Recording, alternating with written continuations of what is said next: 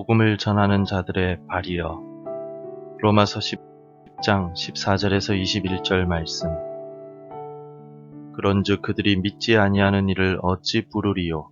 듣지도 못한 이를 어찌 믿으리요? 전파하는 자가 없이 어찌 들으리요? 보내심을 받지 아니하였으면 어찌 전파하리요?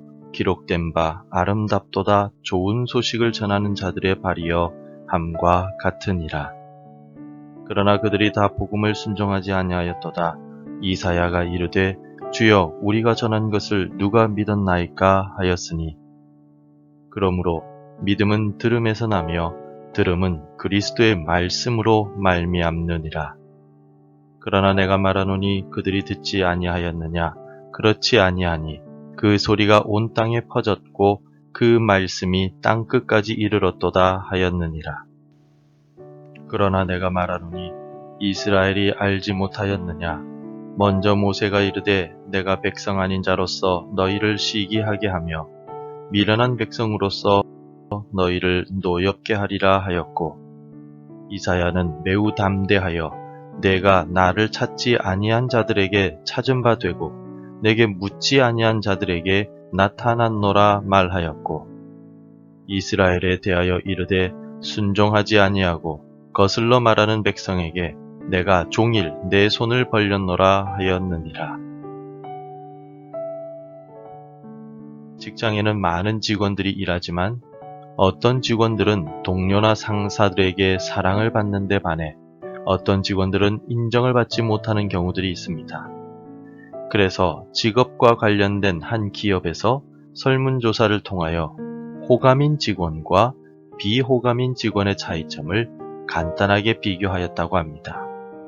사랑받고 인정받는 직원은 성실하고 꼼꼼한 사람이지만 인정을 받지 못하는 직원은 요령을 피우는 사람이라고 합니다.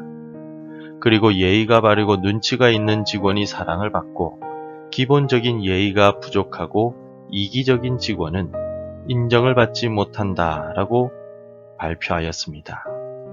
기업에서 인정하는 직원은 성실하고 예의 바르고 적당한 눈치가 있는 직원이라고 결론을 내릴 수가 있습니다. 직장에서 사랑받는 직원을 귀하게 여기듯이 사도 바울은 오늘 본문의 말씀을 통하여 사랑스럽고 아름다운 발에 대하여 말하고 있습니다. 고대 사회에서 일어나는 나라와 나라 사이의 전쟁은 백성들의 삶 전체에 큰 영향을 미쳤습니다. 전쟁에서 패배한 나라의 백성들은 승리한 나라의 포로가 되거나 노예가 되는 일이 다반사였기 때문입니다. 그래서 전쟁이 나면 온 백성들이 전쟁의 결과에 대해 궁금해하였습니다. 전쟁에서 승리하였을 때 그 승리 소식을 전하는 병사는 영웅과 같이 대접을 받곤 하였습니다. 좋은 소식을 전하는 자는 승리의 소식을 전하는 병사를 뜻하며 승리를 전하는 그의 발이 아름다울 수밖에 없습니다. 전쟁에서 승리의 소식보다 더 기쁜 소식이 있다면 바로 복음의 소식일 것입니다. 사도 바울은 바벨론 포로 생활 중에 있는 이스라엘에게 회복의 소식을 전하는 이사야 선지자의 선포를 인용하여 15절의 말씀을 하고 있습니다.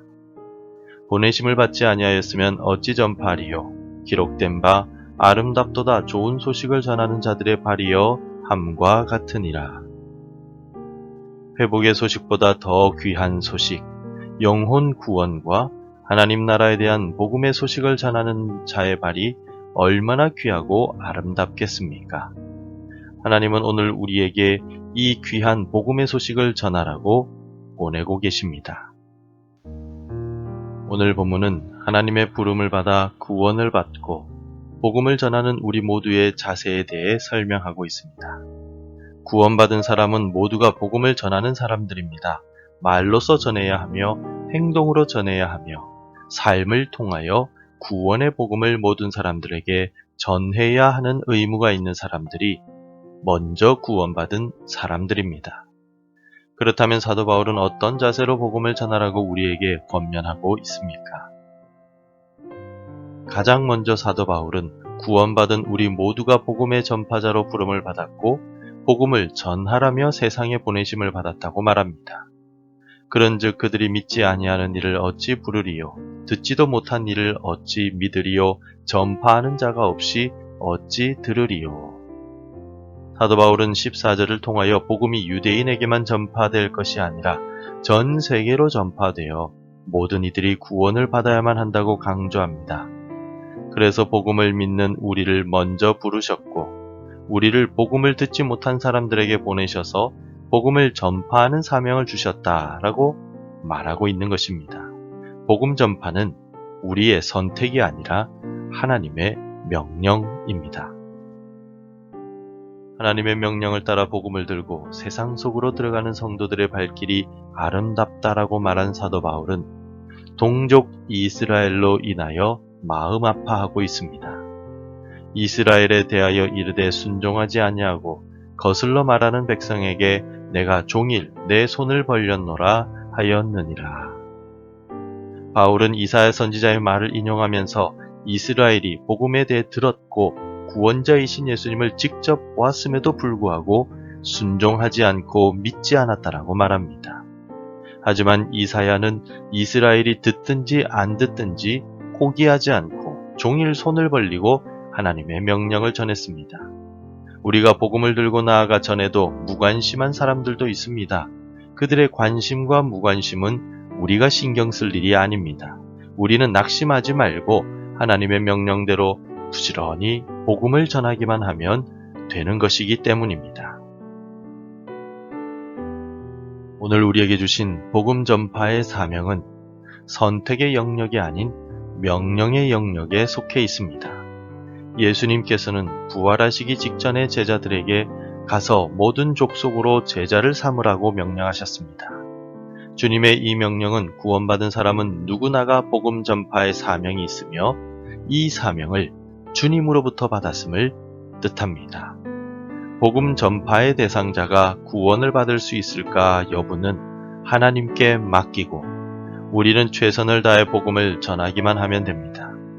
먼저 구원받은 자로서 복음 전파의 명령을 성실하게 받들어 잘 감당함으로써 많은 사람들을 옳은 대로 돌아오게 하고 하늘의 별과 같이 빛나는 인생이 되시기를 바랍니다. 기도하겠습니다. 은혜와 사랑으로 나를 구원해 주신 하나님께 감사를 드립니다. 주의 귀한 은혜로 먼저 구원을 받았기에 감사하는 마음으로 주님의 명령에 순종하여 오늘 하루도 살아가며 복음을 전하겠습니다. 내 가족들에게 복음을 전하고 이웃에게 복음을 전하며 한 영혼이라도 더 구원하는 일에 동참하겠습니다. 오늘도 만나는 사람에게 복음을 전할 기회를 얻든지 못 얻든지 최선을 다해 말로, 삶으로 복음을 전하도록 도와 주옵소서. 예수님의 이름으로 기도드립니다. 아멘. 계속해서 함께 기도해 주시기 바랍니다. 복음 전파의 사명을 감당하게 하소서. 전쟁과 다툼 속에 있는 이들이 하나 되게 하소서. 우리 가정이 말씀과 기도로 하나 되게 하소서.